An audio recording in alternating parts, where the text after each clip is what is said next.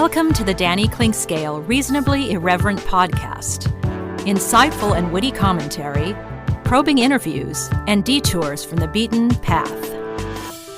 Welcome to Kansas City Profiles, presented by Easton Roofing, and a remarkable conversation with a remarkable broadcaster and a great guy, an intriguing storyteller. That is Kevin Harlan, who we speak with today at length about his long and glorious career in the world of sports, which started basically as a teenager, announcing his own high school games, and then on to college, where he worked in internships and television and pre- and post-game shows and sideline reporting, all while in college, setting the stage for immediately coming out of college, becoming an NBA announcer with the Kansas City Kings. It just kicked off a career that has seen him be the voice of multiple teams, including the Chiefs and the Timberwolves, on to the networks as well. He announced at the university level with Missouri and Kansas, all kinds of things that he's done in his fantastic career, done with a sense of humor and humility that is remarkable for somebody as accomplished as he is. To this day, still broadcasting the NFL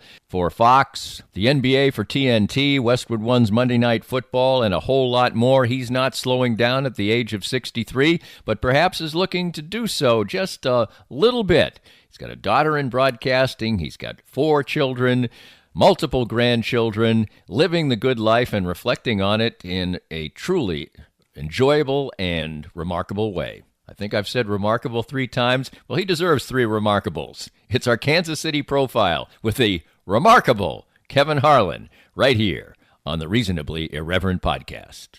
More of Danny's Reasonably Irreverent podcast after this. Did you experience hail damage last year and never got the work done? Most insurance companies only give you a year to get the roof fixed, and if you don't get it done, you could possibly not be compensated in full for the replacement of your roof. If you've been procrastinating getting that damaged roof taken care of, give us a call at 913-257-5426, and we'll send out an expert to help you through the process. We're never pushy, we're just here to help. Easton Roofing. Integrity matters. It's always a pleasure to catch up with Dr. Brad Woodle from Advanced Sports and Family Chiropractic and Acupuncture. There are 8 locations all around Kansas City, including the newest one in Raytown. In Raytown, we just joined Raytown July 1st. We took over for a retiring doctor, Dr. David Frey, and we are just honored to see all of his patients and take care of the Raytown community. And communities all around Kansas City with the best of care in a wide variety of fashions. We do chiropractic using multiple techniques: acupuncture, disc decompression therapy, cold laser therapy, different physiotherapies, exercises, whatever you need for your bones, muscles, joints, and nerve pain, we can help. Find that help at Advanced Sports and Family Chiropractic and Acupuncture, 8 locations all around Kansas City. Visit ASFCA.com. If you'd like to join these and other fine sponsors and market your business to Kansas City's #1 variety podcast, contact us at danny@dannyclinkscale.com. Look forward to working with you. Kevin, you were raised in Wisconsin, and I think a lot of people are familiar with many aspects of your story from the time you went to KU and so on and so forth. But let's start out a little bit earlier on. What was a youthful Kevin Harlan like? Your family life as a young boy, things like that? Well, Danny, great to to join you on this, and thank you so much for the chance to visit. Always enjoy those times that we can connect. My dad was in pro football with the Packers. And so as a kid growing up, I was always surrounded by sports, whether I was playing it at the grade school or high school level, or whether I was working as a ball boy during summers at Packers training camp, and then during the season, either on the sideline or up in the press box with the various media outlets. But that's kind of where I got my first interest in the business, is being up there. My dad was a journalism major at Marquette. He was the student sports editor for the paper at Marquette University in Milwaukee. And so he had a journalism background, and he always appreciated the writers and broadcasters that would come to town, and always made a point to see him. And that's kind of where I got my interest. Our high school had a radio station, and I tried out for the play-by-play job, got it as a sophomore when I was about 14 or 15 years old, and caught the bug and decided this is a pretty good way to to make a living if I could do it. My dad always said, find something you enjoy, because then it will never be work. It'll always be, like a hobby. It'll be Right. something you enjoy doing, and the more you enjoy doing it, the more you'll try and the effort you'll make to get better, and then everything should hopefully kind of follow after that. So with his encouragement and being around that kind of environment growing up, and then the high school radio station at our little all-boys Catholic high school in Green Bay, that kind of planted the seed, and I was off and running with a great interest in the business. Tell me a little bit about family life, and your playing career, as it were. I'm sure you'll downplay any abilities in that regard, but everybody plays some sports. What did you like to play, and then what was your aptitude? Well, played a lot of golf as a kid with my dad and my brother. I've got two younger brothers, but my younger brother was so young he couldn't play yet. So it was me and my brother that is only 22 months younger than me, and my dad. And during weekends we would play when he wasn't in football season. And I also played high school football through a couple years, and then high school hockey is what I really kind of gravitated toward when I was growing up. But played, intramural basketball and did all the things that most kids do. I was an average athlete, but did enjoy the things that came with being on a team, and that was all kind of going for one goal and understanding the role of the coach and the role of the best player and the role of the worst player, and then the role of the guys that kind of make the machine move. And that, I thought, not that I ever rely on those kind of thoughts or experiences in what I'm doing now, but I do think what that does, it kind of helps you see that you don't have to be the best player, and even if you're the worst player, you are still a part of something bigger than yourself. And like all of us, that's something that you kind of carry through your life. So that has always been probably the best thing I took from sports, but enjoyed it, loved watching it more. And then, of course, as I mentioned before, loved watching the people work at it, write stories, broadcast, all those different things. At one point in time, did you think about, or did you have some enthusiasm for commercial airline pilot? Is that correct? I did. Yes, I did, Danny. You've obviously read up a little bit. I wanted to be an airline pilot in the worst way, probably from there was a time when I thought that would be a great life. And my dad traveled a lot. Before he was with the Packers, the NFL Green Bay Packers, he was with the St. Louis Cardinals. And I remember specifically my mom taking us out to Lambert Field in St. Louis and dropping him off, and he'd catch the baseball Cardinals charter, and they'd fly off to another road trip. But was fascinated with flight. And not that I flew a lot as a kid, and don't have my pilot's license because my wife won't let me. She goes, "I've watched you drive. I'm not going to let you get on a plane."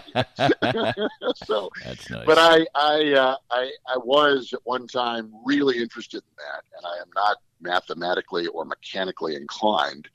And I, at that time, without computers, that was a big part of being an airline pilot, was aeronautical engineering and figuring out a bunch of difficult math equations to, navigate, and all those different things, and the parts of the plane that you needed to work, and all the different engineering and mechanical aspects of that. So it was not something that came naturally to me. And so I kind of thought that, after my dad had looked at my math grade in grade school and then kind of assessed the situation, he gently suggested maybe journalism might be a nice path, and it was a good choice. Now, the neat thing about it now, quite frankly, is that because my job is what it is, I can travel quite a bit. And so when I'm on a plane, I can identify other commercial airline planes very quickly, do a lot of different, just kind of in my spare time as I'm wasting time and waiting for a flight or whatever, just taking a look at different airline blogs and people that travel and talking about, what airline might be ordering these planes. So I do have a pretty significant interest still, but only as just something as an aside of what I'm doing. Now, as you were going through your high school years, your teen years, you were thinking about college and broadcasting, obviously, but it appears that your path maybe was headed towards Wisconsin or Notre Dame. What changed the course towards the University of Kansas?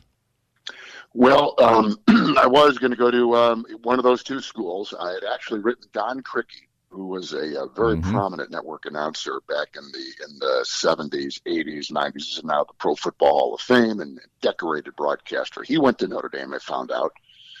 And that kind of got me on that path, thinking, boy, I'd like to go there. Like I said, I went to an all-boys Catholic school in Green Bay, and then continuing on to a Catholic school in South Bend would have been really enticing. But the more I dug into it, I found that they did have a student radio station, but that the journalism classes probably weren't the match of other great schools in the country, like Syracuse, Missouri, and some Big Ten schools. But I did look at Wisconsin, too. And the reason why I looked at Wisconsin is because the hockey coach at that time, a guy named Bob Johnson, whose son Mark played on the 80 Olympic team that beat the Russians, the Do You Believe in Miracles team.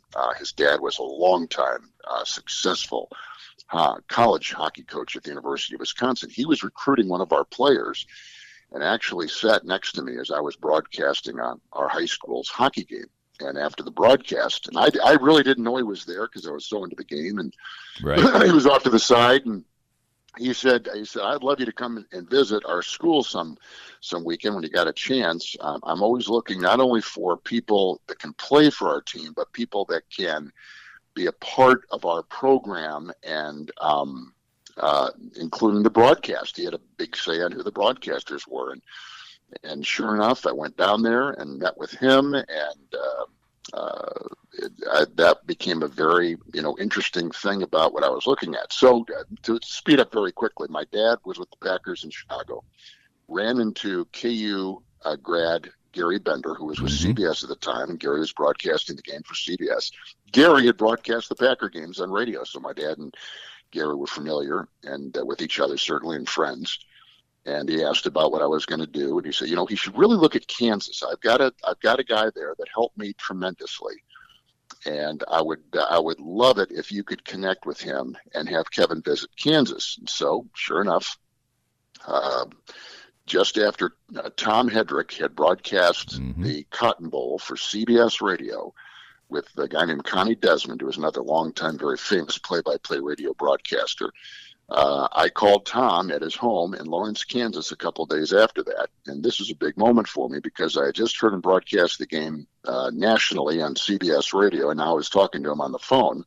Gary had touched base with Tom, and I arranged a trip to go down to KU and sat with Tom during a basketball game. He took me out to lunch. I had dinner with his family. I got to watch him do the Ted Owens TV show after the game. They played Colorado. Darnell Valentine was a freshman guard. And at that time, Danny, excuse me, at that time, Danny, the broadcast position was about 10 rows up at midcourt. Now, those seats today at Allen Fieldhouse cost thousands and thousands and thousands of dollars. But then that's where they put the broadcasters. And I sat right next to Tom as he broadcast the KU Colorado game. And then met with Tom early Sunday morning once again for breakfast. I went to the airport and flew home and met my parents at the Green Bay airport and said, I'm going to KU.